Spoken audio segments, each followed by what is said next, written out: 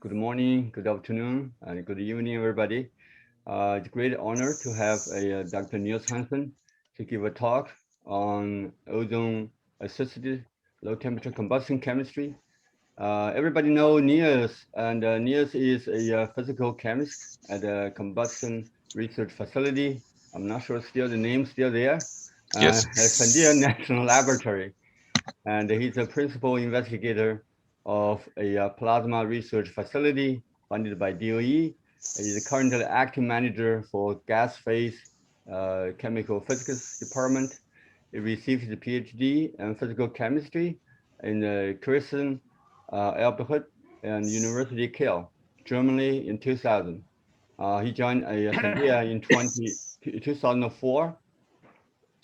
Niels has published a lot of papers and 130 publications, and he is one of the pioneer among a few developed this photoionization, synchrotron mass spectrometry to understand that field chemistry and soot chemistry.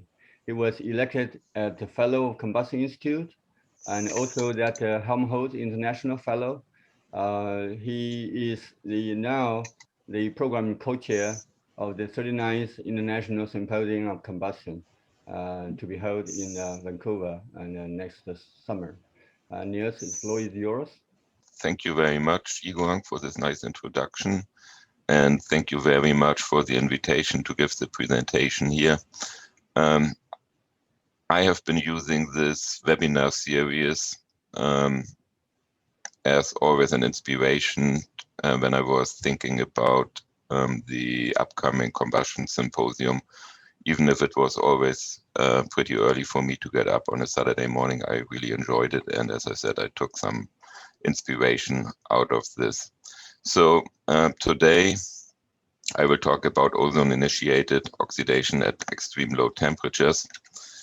And people who know me know that I've been working on studying the chemistry of complex system of reactions by gaining insights into the scientifically relevant aspects, whatever that means, concerning key intermediates and chemical pathways at the right level of detail, specifically for the formation of polycyclic aromatic hydrocarbons and soot, lately also low temperature oxidation and ignition chemistry, heterogeneous catalysis. Lately we added that to our portfolio of experiments. And as Igor mentioned in the introduction, I'm also part of a low temperature plasma research facility here at Sandia.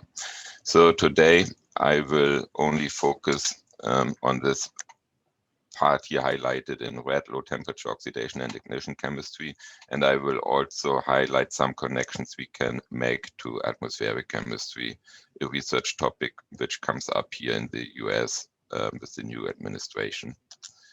So the outline of the talk is that first I will give you a brief introduction about low temperature combustion, or the LTC. I will talk a little bit about plasmas and ozone so that we are all on the same page.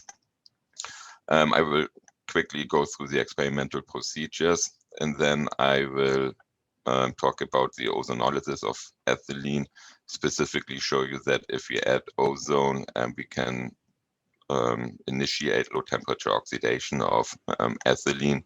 I will talk about sequential Qig Intermediate reactions and the formation of highly oxygenated molecules, and how that connects to the secondary organic aerosol formation in the atmosphere.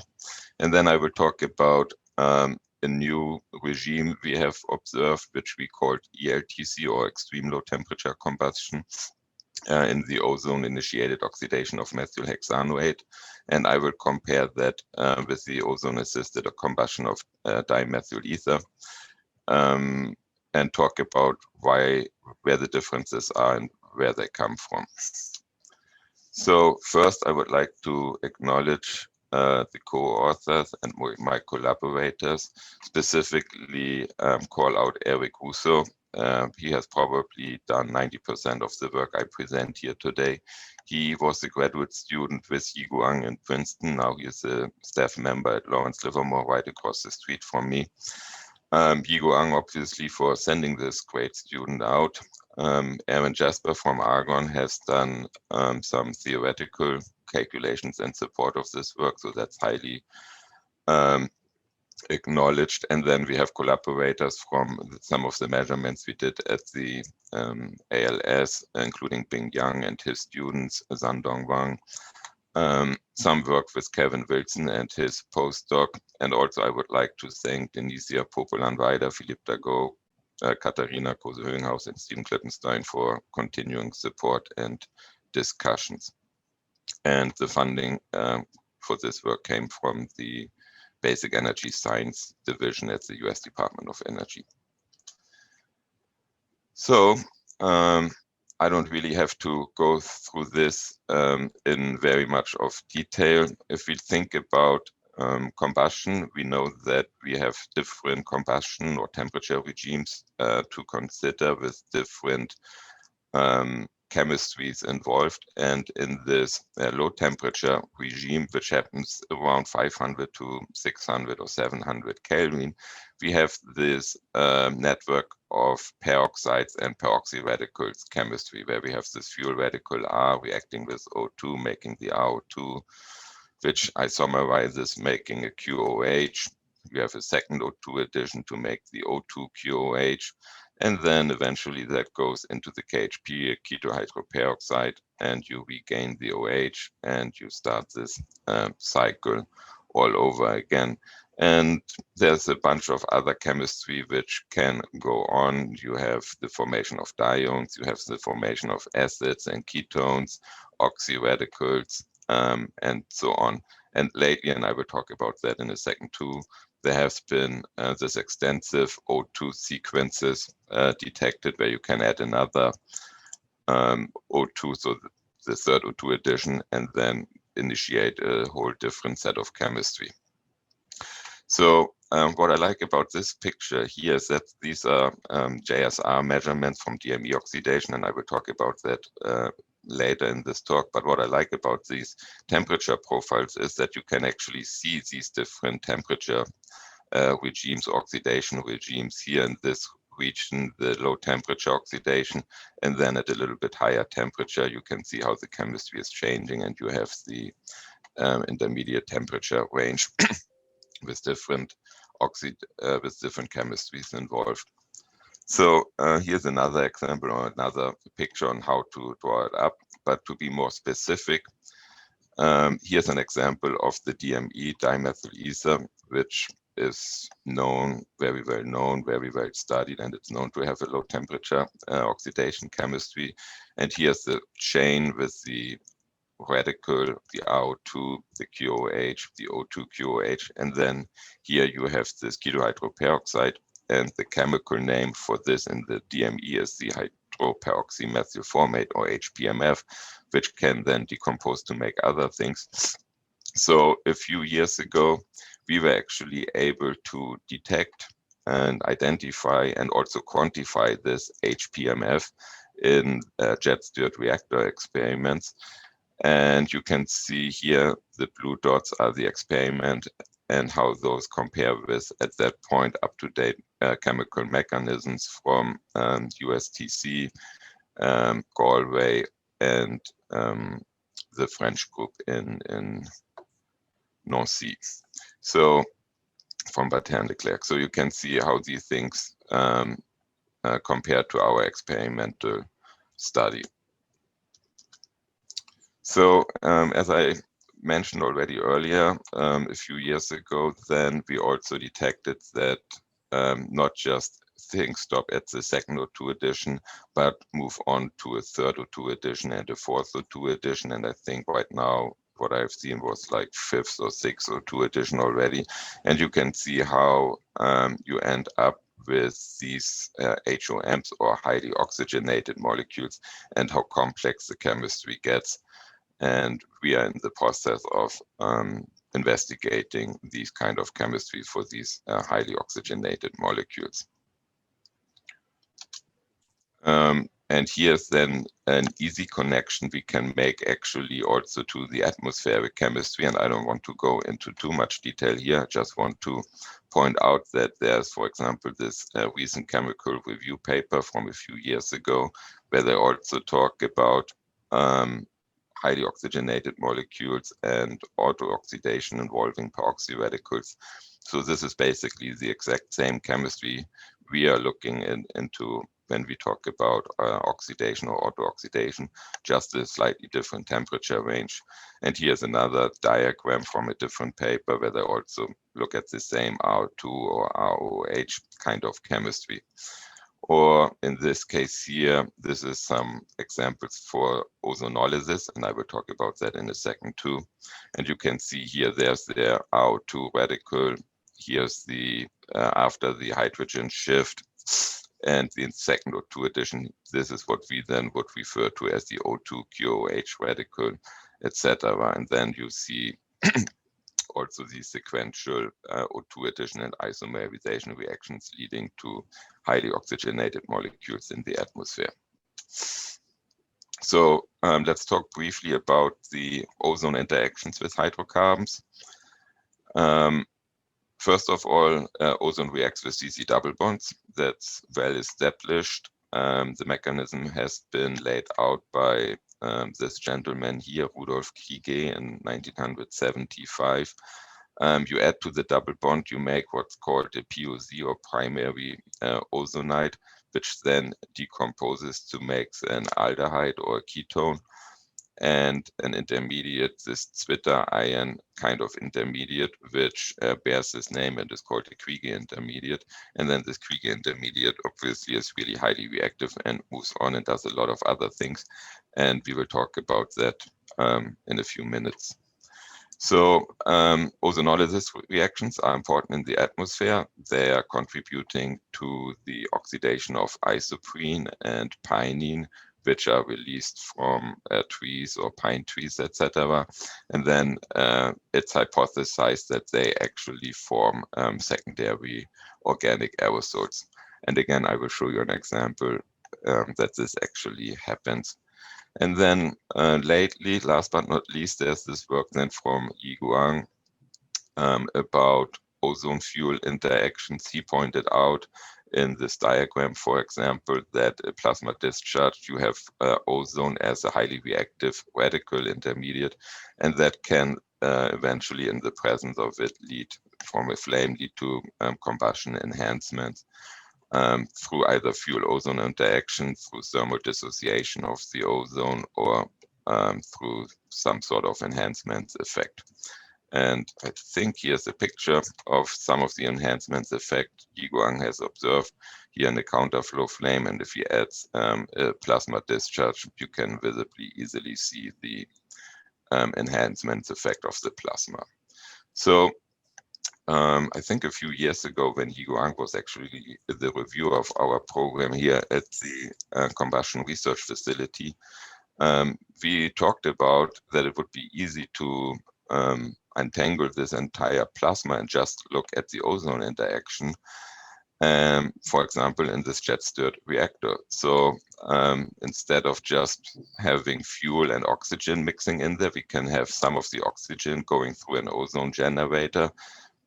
We can quantify it through an absorption cell, etc., and then have here on the second line going into the reactor, the ozone and O2 mixture. And then we observe the reactions using our jet-stirred reactor coupled to the mass spectrometer. So here's a different diagram of this experimental setup. We have the jet-stirred reactor here sitting in an oven. Here's the lines, and the whole thing sits in a stainless steel chamber hooked up to our mass spec.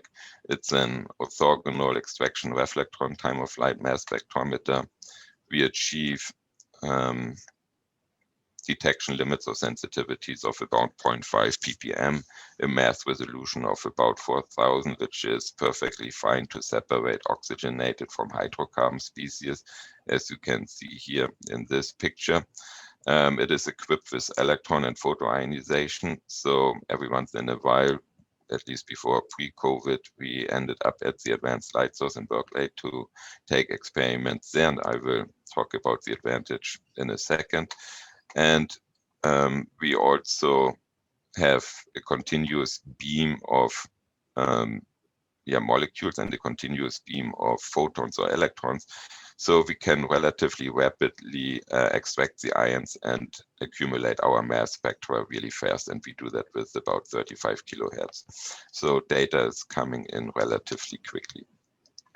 The advanced light source has the advantage that we can tune the photon energy, and based on the observed signal thresholds, we can then identify species. So this is a way for us to use a technique like mass spectrometry, which inherently just separates things by their mass. This allows us then to assign mass spectra, molecular identities to the mass spectra. For example, here at mass 60, we only would know the chemical composition of C2H4O2, but because we can see this onset at, first of all, here not below 10.8 eV. This is due to the methyl formate. So we can then easily say, okay, the signal is due to methyl formate. If we zoom in, we actually see also a little bit of signal below the ionization energy of the methyl formate. We see the signal, for example, here of this 1,3-dioxetane, a 4-membered cyclic ether ring structure. So for those of you who are not familiar with the advanced light source, it's located in Berkeley, just a few miles away from here, right above the UC Berkeley campus. Here's the Berkeley campus, here's the advanced light source, and located in the Bay Area with San Francisco in the background, and back here faded the Golden Gate Bridge. It's a synchrotron facility, what's called a third generation light source for BOV and soft X-rays. Here is a picture of the experimental hall. Underneath these concrete barriers are the storage ring of the electrons, and then the photons are generated by the acceleration of these ultra-relativistic electrons through the magnetic fields. And as I said, we take advantage of the fact that molecules or individual molecules have a really unique ionization energy. And based on the ionization threshold we observe in the spectra, we can then identify the species. So here's a picture of the experimental setup overlaid with the schematic of the experiment. Here, the stainless steel chamber with the reactor inside, and then here on this side, the mass spectra with the turbo pumps and the time of flight tube on top of it. And this experiment then we take to the advanced light source about once or twice a year, take it down here, send here, ship it, and set it up there at the advanced light source again. So when then Eric Russo came, he spent some of his PhD in my lab. I think he came out 2 or 3 times for several months. We started with the ozone-initiated low temperature oxidation of ethylene. I mean, ethylene is the simplest molecule with the CC double bond, and it should react with ozone to make this primary ozonide, and then the Qig Intermediate, which then can decompose further. Shown here on the right side is a potential energy surface, which came out of Stephen Klippenstein's group. And you can indeed see the primary ozonide as an energetic minimum. You have here the decomposition into the Qig Intermediate and formaldehyde, but you also see this KHP, this ketohydroperoxide here. And since we just learned from the DME experiments on how to detect a ketohydroperoxide, we thought that we should look into this a little bit more in detail. So here's then the mass spec we observed once we oxidized ethylene in the presence of ozone. And we can look here at the C2H4O3 signal. That would be the mass for these intermediates, the secondary ozonide, primary ozonide, or the KHP. And we can look at our photoionization efficiency curve to see if we can identify the intermediates. The ionization energies of these ozonite and KHPs are were unknown at that point. So I collaborated with my friend Aaron Jasper from Argonne, and he was able to calculate these ionization energies here, and they are marked here for the primary and this secondary ozonite. But remarkably well, the observed threshold actually matches almost perfectly with the calculated ionization energy of this KHP isomer. So we are pretty confident that indeed we are detecting this keto hydroperoxide. So how about the Criegee intermediate then? The CH2O2, this mass signal here, mass 46. And if we zoom in, we see this blue dotted line is our experimental data, which matches actually the photoionization efficiency curve of pure formic acid. But then there's also some contributions of this 1,3-dioxyrane. This molecule. Unfortunately, we were not able to detect the Criegee intermediately directly in our experiments, probably because it's reacting so fast. But, and I will show you some example of that also in a few slides, but we can take this one also as evidence for indeed that we are forming this Criegee intermediate. So the other parameter we then can change is the temperature, to see how things change with temperature. And shown here is the mole fraction of ethylene and how that changes with the temperature. First of all, ethylene in the absence of ozone is the blue dots. There's no reactions until you hit around 900 Kelvin. If you add ozone on the other end, you can actually see already depletion in the ethylene concentration start really at room temperature with a minimum around 300 to 400 Kelvin, and then a continuous depletion here in this intermediate temperature range before then at above 900 Kelvin it looks identical to the ozone case. Shown here on the right side is the ozone consumption. Blue is no ethylene at all, so you can see that ozone is stable up to 450 Kelvin, and then it starts to decompose and it's totally gone at around 600 Kelvin. And in the presence of the fuel, the C2H4, you can see that obviously the ozone is reacting and depletes much further. I will not talk about the lines here in too much detail. That was some preliminary attempts to model these things, but it just shows you that there's a lot of unknown chemistry which still needs to be figured out. So here's some other profiles. Here's the KHP as a function of the temperature, it just goes down as a function of temperature. We see a bunch of peroxide chemistries which peak around 400 to 500 Kelvin, and a lot of other intermediates which also are known intermediates for any other low temperature oxidation event. So to summarize, upon ozone addition, we see significant ethylene oxidation in this low temperature regime. So we can basically initiate the low temperature oxidation of ozone via the addition of ozone. And we have the KHP and other hydroperoxide have been identified and quantitatively detected. So, but the mass spec is much more complicated than just these few intermediates we talked about. So at closer to atmospheric temperatures, many larger oxygenated species were detected, and I want to talk through some of them here right now. For example, the C2H43 we talked about, but then we also detect like the CH4O3, which seems to be a reaction of the Criegee intermediate with water. We have a CH4O4, which could be the Criegee intermediate with H2O2 with hydrogen peroxide. And indeed, this molecule here, the dihydroperoxymethane, we can identify through our photoionization efficiency curves. And again, the number calculated here came from Aaron Jasper. You can have a C2H4O4, which is the Criegee intermediate with with formic acid. And as a matter of fact, this makes the same ketohydroperoxide as the oxidation of DME, this HPMF, the hydroperoxymethyl formate. Can also come from not just DME oxidation, but also from the Criegee plus formic acid. And then you can add another Criegee intermediate and you get the C3H6O6.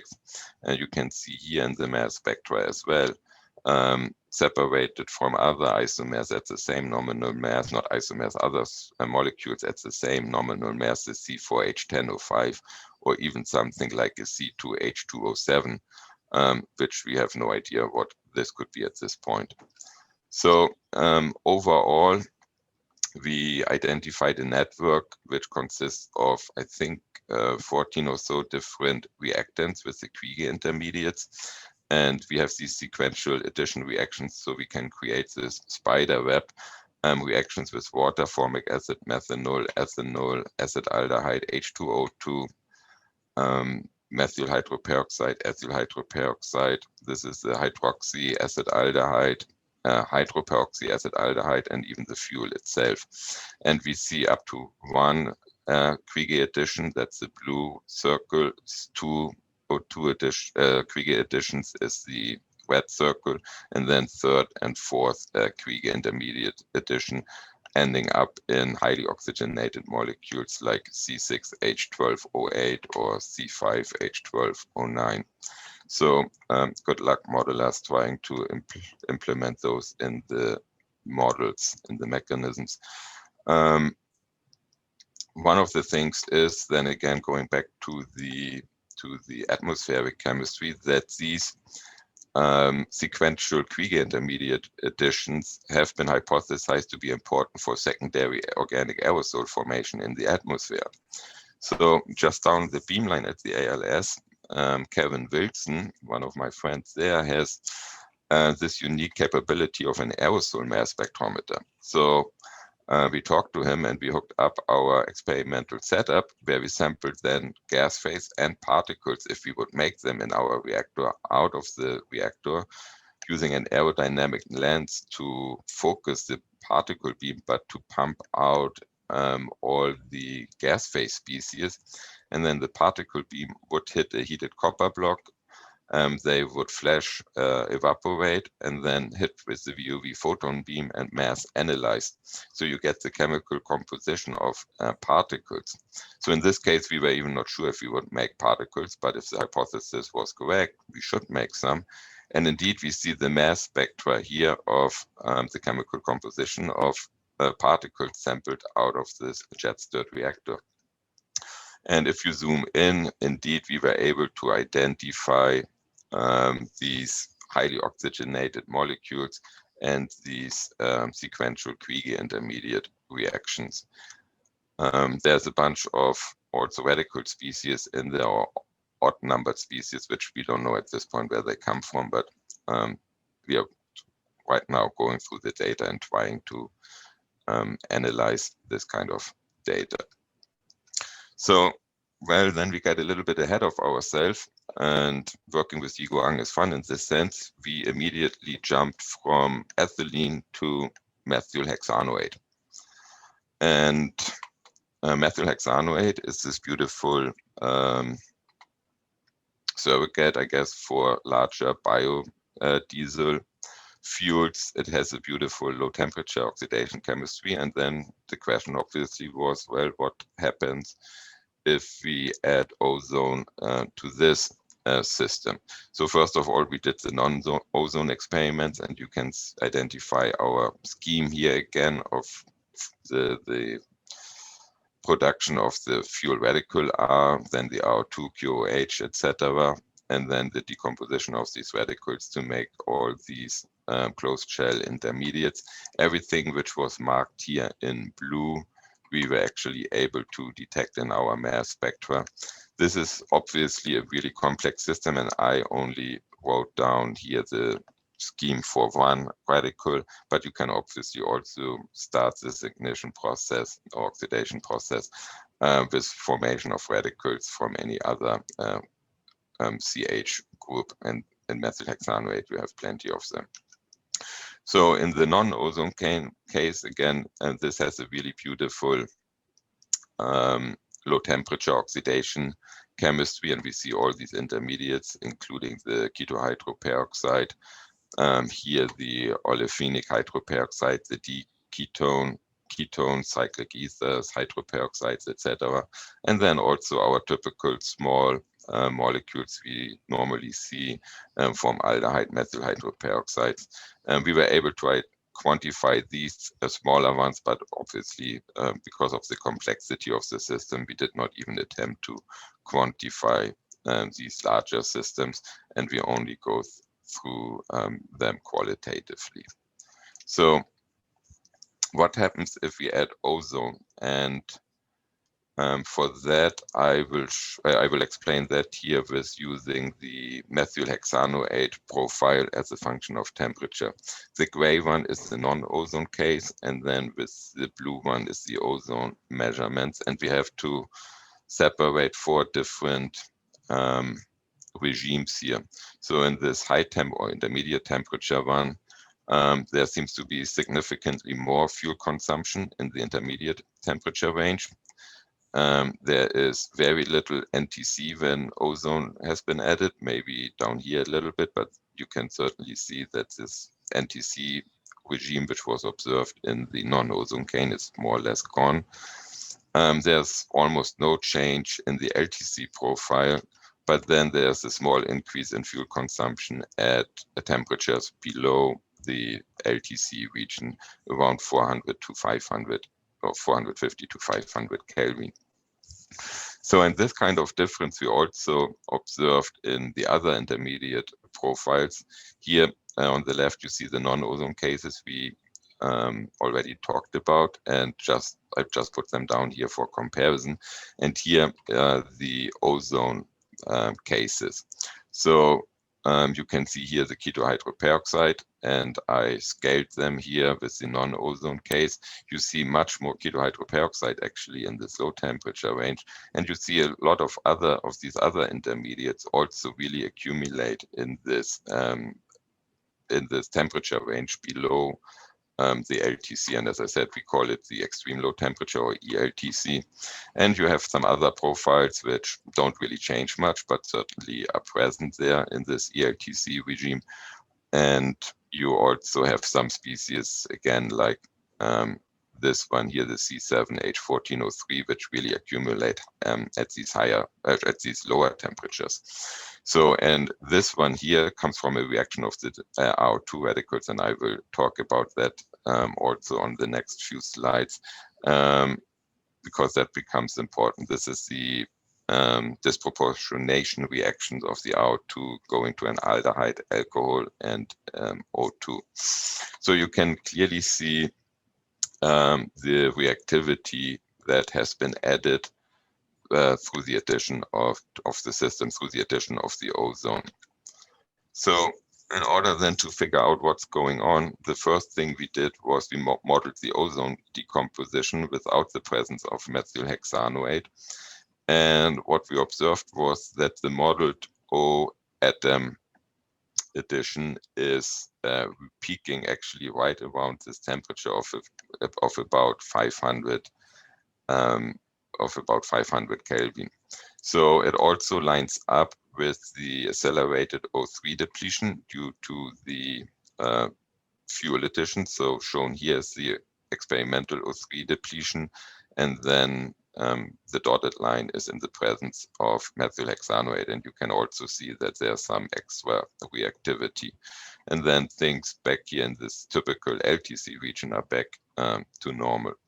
So this overlap here of this reactivity peak we observed with the presence of the O atom makes us think that the O radical chemistry is the driving force for the hydroperoxide chemistry, and no ozonolysis is likely at play, because, I mean, we don't have any CC double bond, and it seems like it's unlikely that ozone is reacting with the CO double bond.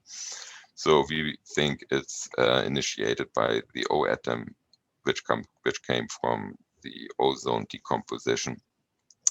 And then, as I said, in the LTC, the traditional LTC pathways we may accelerate them, but they are in the same order of magnitude. So we don't observe much change there. So using the technique of the ALS, we were not able to identify all these intermediates because they become so large, and then this technique becomes of the identification becomes a little bit useless. We can still use the ALS to minimize fragmentations, etc., and get some insight through that. And you can see here the mass spectra as a function of temperature at two different ionization energies or photon energies. And we have profiles which don't change at all, but you have here, for example, some profiles, the C4H80 or the C6H8O2, which have different heights at different photon energies, so they actually change. And that suggests that different isomers are appearing in each regime. So much more work is needed and detailed model probably to try and identify these species, which again, which I just said, is really hard for these larger molecular structures. So again, the methyl hexanoate was quite a big jump from coming from ethylene. So, and after observing this added reactivity, then this what we call ELTC, we decided we had to go back to come up with a simpler system which can actually be modeled. So we went back to our earlier work of the DME, the dimethyl ether, and I showed this already before, where we talked about the detection of the hydroperoxide methyl formate. And then we added ozone to that, and you can see here the profiles as a function of the ozone concentration and as a function of temperature. And you can see here in this range what we just talked about, 450 to 500 Kelvin, there's not much of an added activity or reactivity.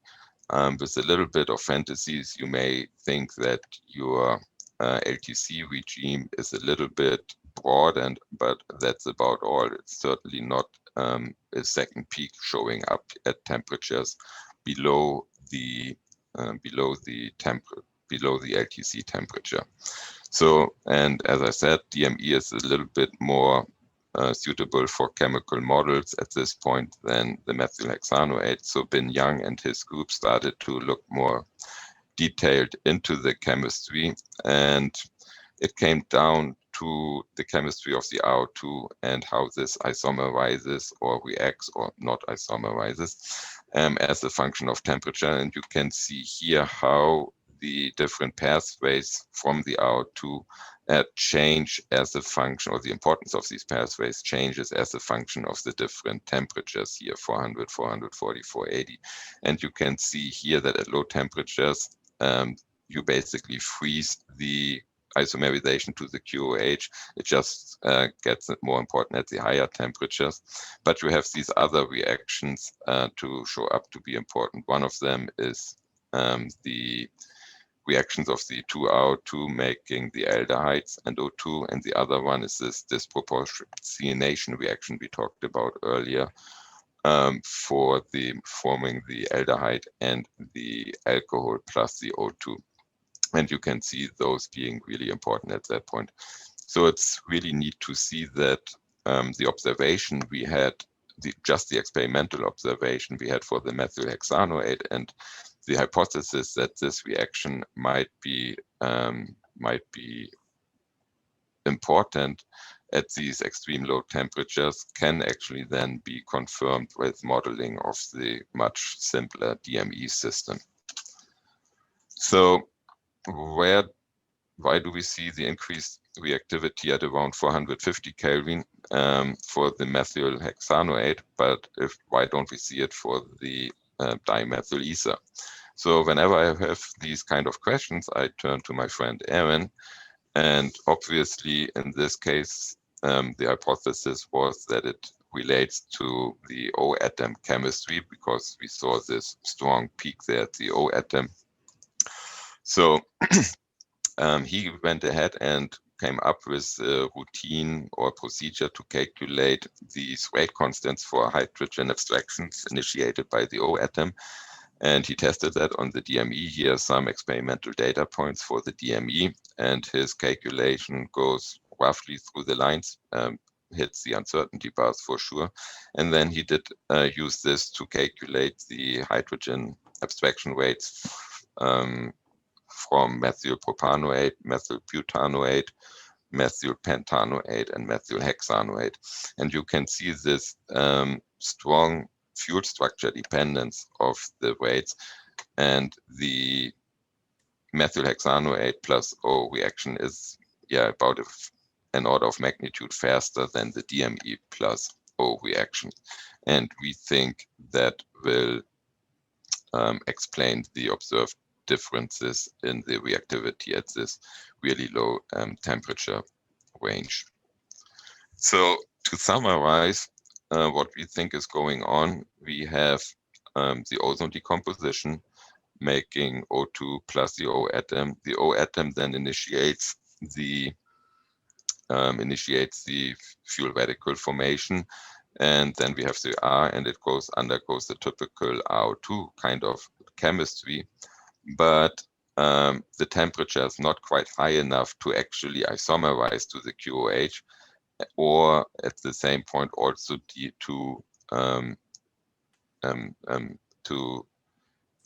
at this point the hydroperoxides are stable. They are not decomposing like they would do in the LTC region. That's why we see this accumulation of the hydroperoxides in this temperature range.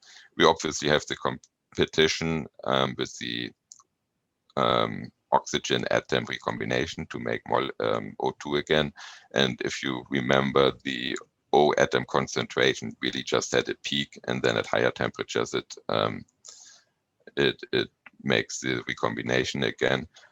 We can speculate about some chain propagating pathways with the OH plus the O3 and the HO2 chemistry, and in that you would end up with just the decomposition of the ozone.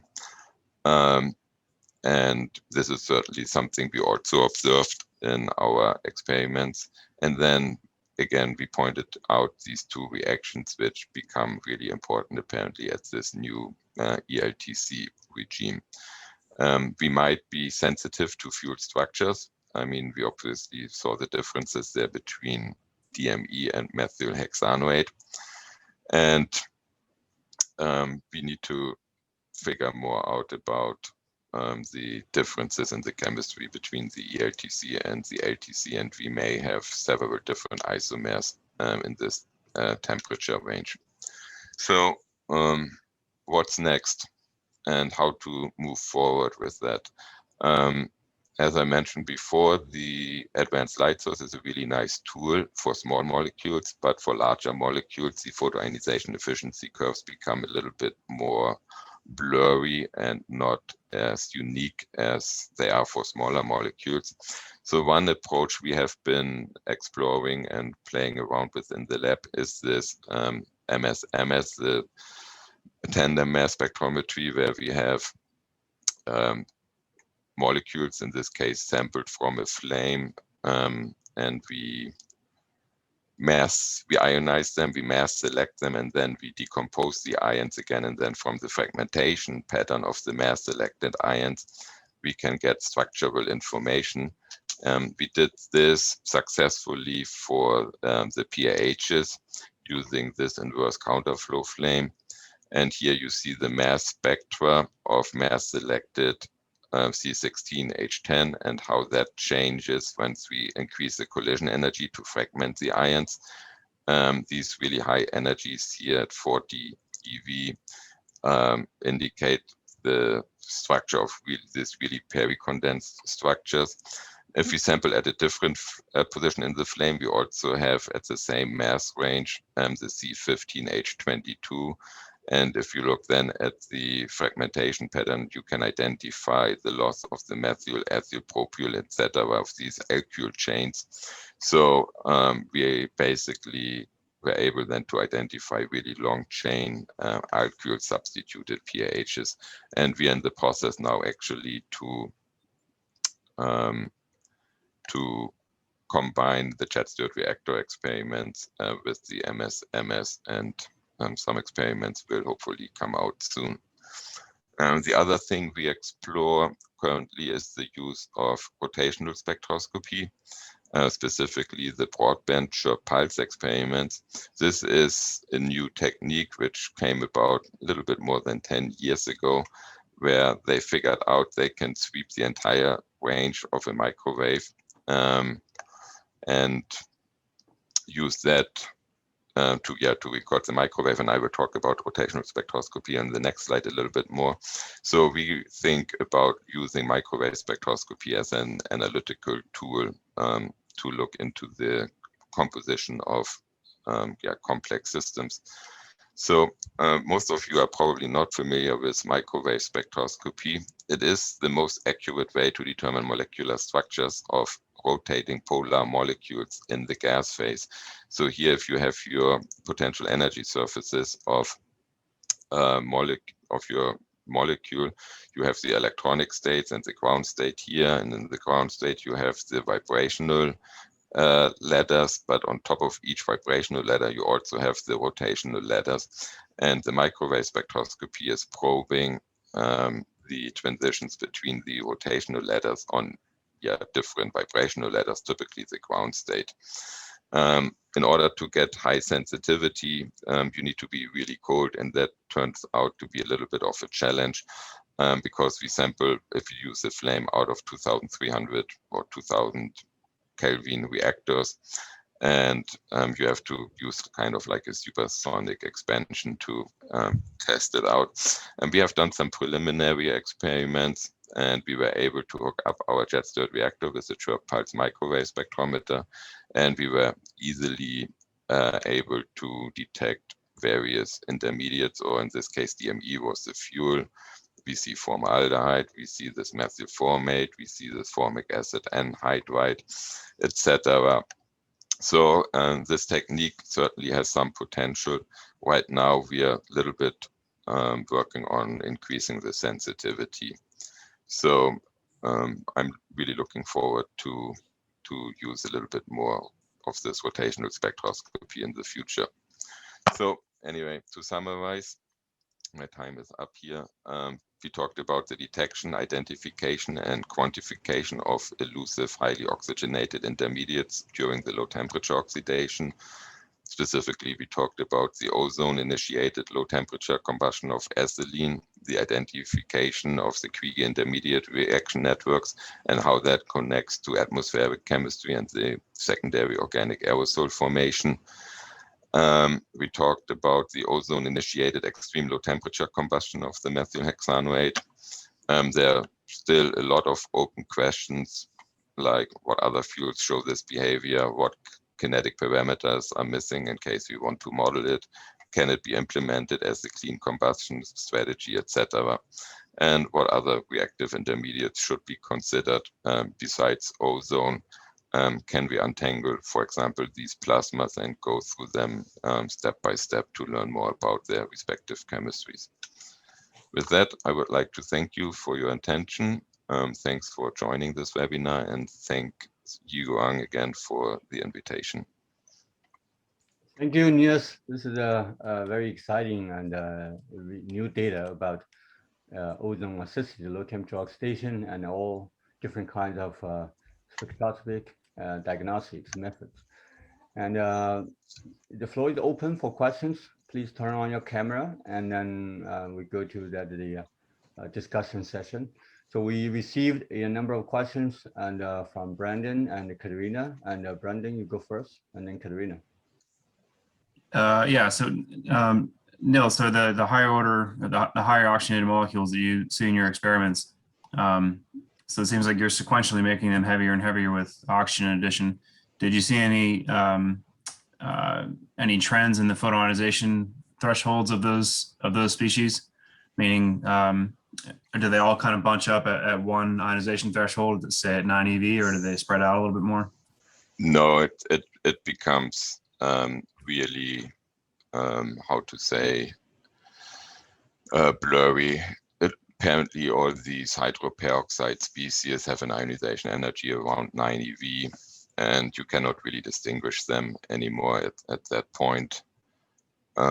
It starts already out with the ketohydroperoxide, for example, for butane is C4 molecule, and we cannot distinguish between the different isomers at that point already. So there's, in my opinion, no chance to use this technique for C6, C7, C8 fuels.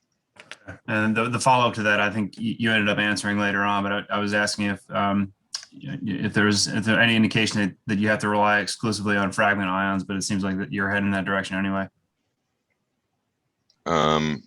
What do you mean exactly? So if you're unable to confirm or distinguish the isomers from one another on their parent mass signals, you'd have to rely on the fragment ion signals, and it seems like you were doing that later on.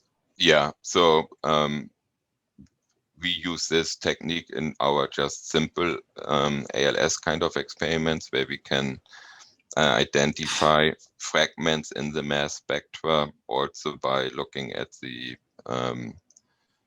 temperature profiles, and to see if, like the parent ion and the fragment ion should have a perfectly matched temperature profiles, right? They should really lie on top of each other. And sometimes we use this as a method to identify fragments, but we can use that in the next step then for like the MS to get more structural information and to simplify the mass spec, I guess. Okay. Thank you, Katharina, and then Stephen. Yeah, thank you, Nils. I mean, although I'm familiar with quite a bit of that work, it's always great to see how far you've come with that and to have it put into perspective.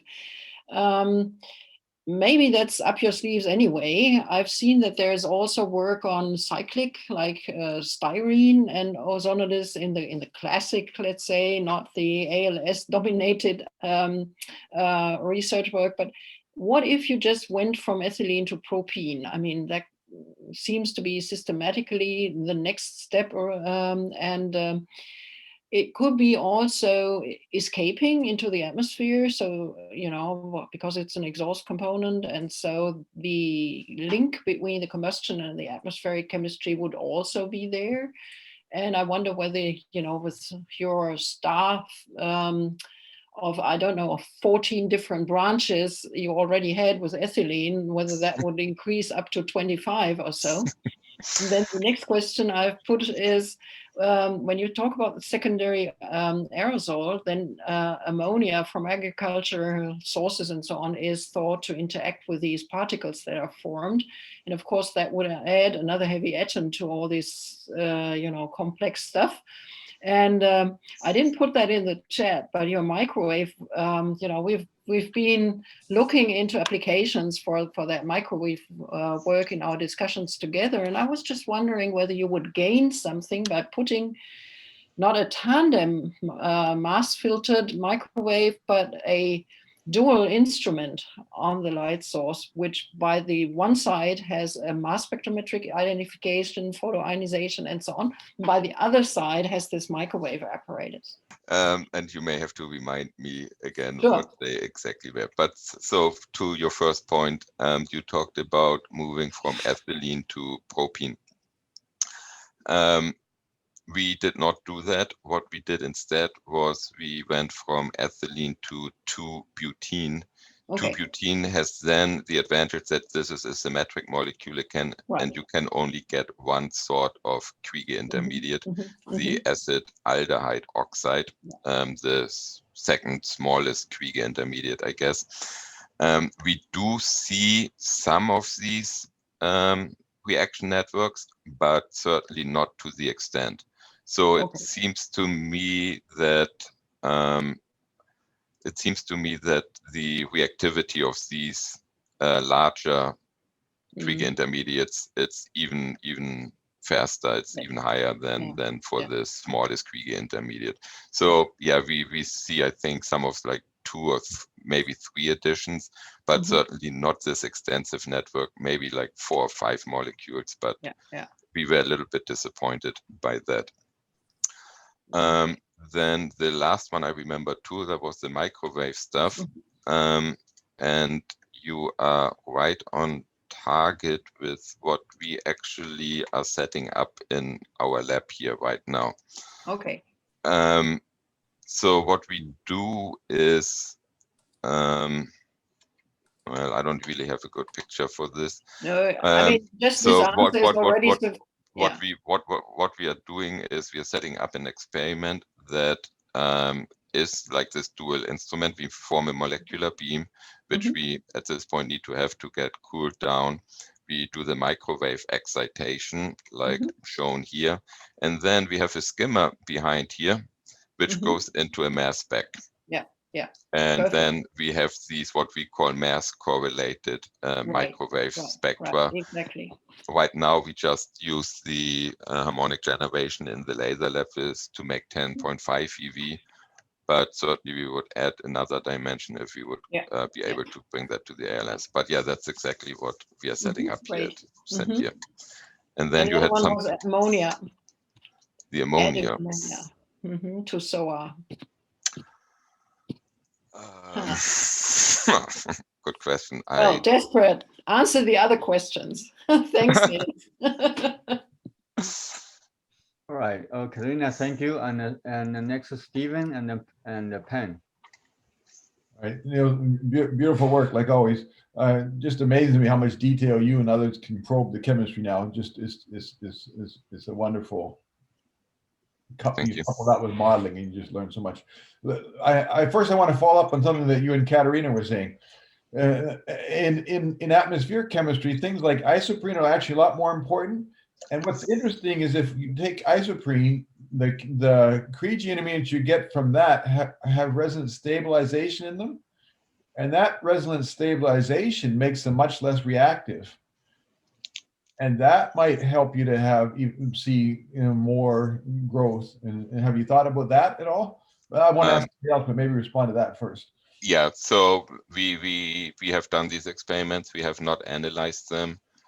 This is part of this collaboration here with Kevin Wilson. So we have the data on the hard disk, but I haven't looked at them yet. Yeah. So not as I think you know, one of the things I've done during COVID time is to learn a little bit about how to be a modeler. And particular case we've been looking at is diethyl ether oxidation. And just the last few weeks, we've been learning something that I consider quite exciting, and that is that this extreme low temperature combustion regime is heavily influenced by non-thermal prompt dissociation of ketohydroperoxide. Okay. Now, people miss that because they treat the ketohydroperoxide decomposition as sort of a free parameter to adjust, and they can sort of capture things. But then I went and calculated it from first principles, and then I get no fuel consumption. My fuel consumption is just terrible. But as soon as I put in non-thermal, I capture it. I actually go back too far a little bit. Then you add in some of the RO2 plus RO2 reactions that you're saying, you go back to right. So I think I see indications of those kind of effects in a lot of things you were showing. And I wonder if you thought about non-thermal prompt dissociation of ketohydroperoxide and how it affects your modeling.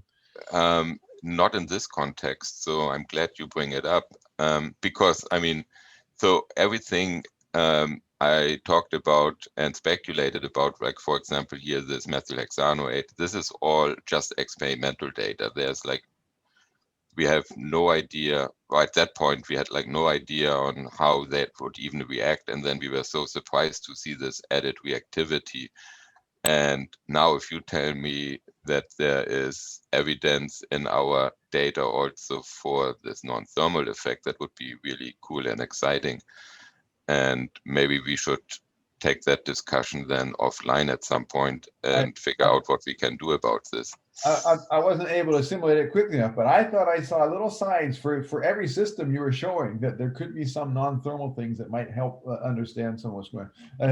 A minor plug, my postdoc, Clayton Mulvihill, will be giving a talk about this in the U.S. Combustion meeting this coming week, if anybody wants to see what we're doing. Yeah, so that, I mean, again, right now we are just looking at like these kind of experimental profiles, and I guess we need to think about how to model these and how to implement then the non-thermal effects. But I mean, that could potentially really be impactful. I like that. Right. Stephen, the non-thermal effect, how does that depend on pressure? And previously you had this prompt reactions that has non-thermal effect. When you had high pressure, that effect disappear. So do you expect that the keto hydroperoxide and non-thermal effect will be affected by pressure? I don't think it's strongly affected by pressure. We're talking here in what we've been looking at closely is just the decomposition of the O2QH from its transition state and producing the keto hydroperoxide. And you just put so much energy into there that would take a lot of pressure to be able to stabilize you. Okay. And we don't see that it's strongly pressure dependent, although we haven't looked at it as closely in that regard as you might. It's a good question you're asking. Thank you. Pen? Yes, thank you for the wonderful talk. So my question is actually on the competition between the low temperature chain branching and thermal decomposition, because many of the intermediates like RO2, QOH, QOH, O2, they can also go through like beta splitting to eventually affect the chain branching ratio. So I was wondering, what is the relative significance of these different pathways? Have you tried to quantify the portion of the thermal decomposition under these relevant conditions? Thank you very much. Yeah, so for the methyl hexanoate, we have not been able to quantify these things for the lack of ionization cross sections. And the complex isomeric compositions, we stayed away from polluting the literature with really highly uncertain mole fractions. So the only indication we have is here on this plot where we modeled it for the DME, but then at the same time, it doesn't really show this extreme low temperature regime. But you can see here how the RO2 reactions and the isomerization pathways change as a function of temperature.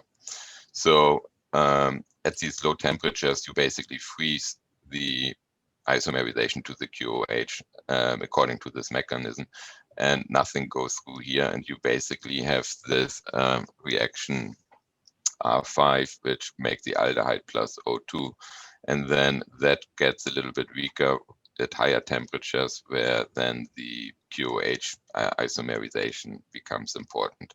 So this would be a really nice follow-up project to really dig more into the details of the data and trying to model these systems specifically. So apparently according to Aaron's calculations, methyl pentanoate would also show similar behavior, but you know, it's still a huge system. So I haven't found another system yet which shows this behavior and would be more feasible / smaller to be modeled. So certainly something the community should look into. Marcia Lester has demonstrated recently a scheme for observing QOH dissociation, and it involves isolating it in a jet. But her observation tool is only OH fluorescence. If you coupled her procedure for isolating QOH and probably for isolating other things, you could probably observe, if you couple that with your microwave spectroscopy tool, you could probably observe all sorts of isolated important intermediate radical kinetics that people aren't doing yet. I don't know if you've thought about that. I don't know if I imagine I don't know how much you know about what Marcia Lester is doing. I am not aware of this QOH isolation. So she's formed it the same way that Craig and others form it. Yeah. but you do it, but she does it in a jet, so then it gets cooled down in there. Okay.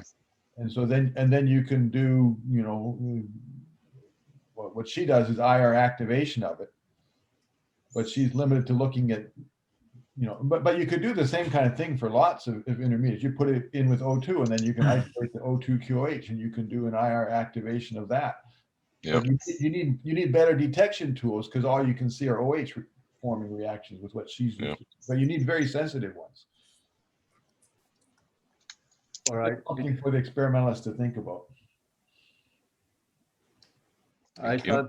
Bob, you just turn on your camera. Do you have any questions?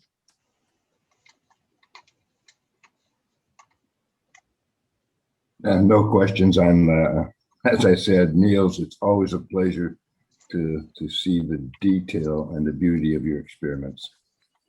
Thank you. Thank you, Bob. I have one more following from Brandon's question, saying that the high oxidation mechanism. Since you have ozone, you generate a lot of RO2, so at a very low temperature. So therefore, that if you go to a little bit of pressure is higher, do you see a multiple oxygen addition in your system? So far we only have done it at 1 atmosphere. We do have plans to hook it up with the high pressure system here, which Lenny Sheps and co have developed at Sandia. So that's in the future plans. Great. Any other questions? I see a lot of very high quality discussions here, really, and I learned a lot from that questions and comments. Any other comments? So if not, please turn on the camera to say thanks to Nils Hansen and for the exciting talk. Great work, Nils. Thank you. Thanks for inviting me. Yeah, glad to see you, everybody.